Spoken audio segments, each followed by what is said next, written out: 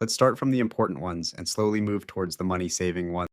Number 5, credit score, how your credit score really works. Most people think it's a reward for saving money. It's not.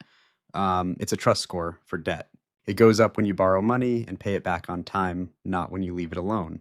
That's why someone with zero debt can score lower than someone juggling 3 cards responsibly. Here's the part nobody explains. A good score doesn't mean financially responsible. It means reliably profitable to lend to. Banks aren't grading your character.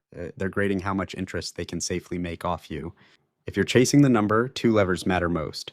Pay on time and keep what you use under 30% of your limit. Everything else is noise. But compared to what's next, this one's basic arithmetic.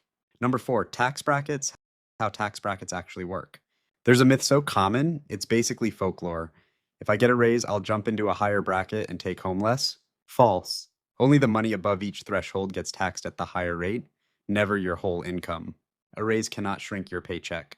But this myth is so widespread that people turn down raises, dodge overtime, and pass on promotions because of it. And here's the uncomfortable part. Nobody in HR is racing to correct you. Next time a raise or a side gig bumps you into a new bracket, don't panic. Do the math or ask someone who will. You'll almost always come out ahead.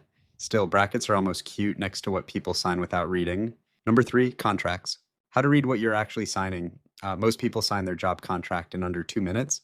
Buried inside are things like non-compete clauses, which can block you from working in your field for up to a year after you leave, and arbitration clauses, which quietly remove your right to take a dispute to court.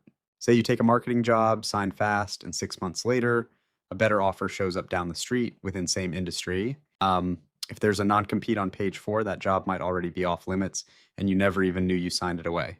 Contracts are long and boring on purpose. The less you read, the less you question, and a workforce that doesn't question paperwork is a lot easier to manage. Before you sign anything, search the clause name plus your state, or spend 20 minutes with a contract review service. It's the cheapest insurance you'll ever buy.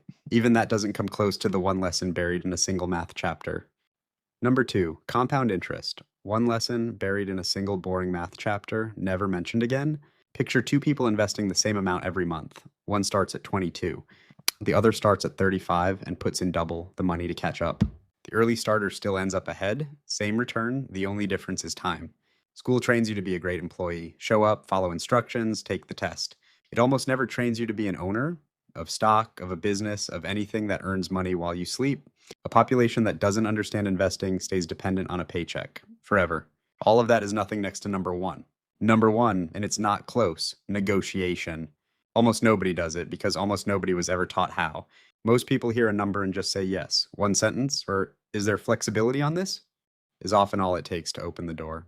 Say the offer is $60,000. You ask the question. Even a small bump is real money for a sentence that took 4 seconds to say. You don't need a script. You need your market rate, a range instead of one number, and the nerve to let silence sit after you ask. If the number truly can't move, ask about everything that isn't salary, start date, extra PTO, a signing bonus, a 6-month review instead of a 12-month one. There's almost always something on the table. Here's the real reason this was never a class. A workforce that doesn't know its worth is cheaper to run. Every skill on this list traces back to that one sentence. The same system that needs you working needs you not asking for more. There's a 6th one I didn't even get into.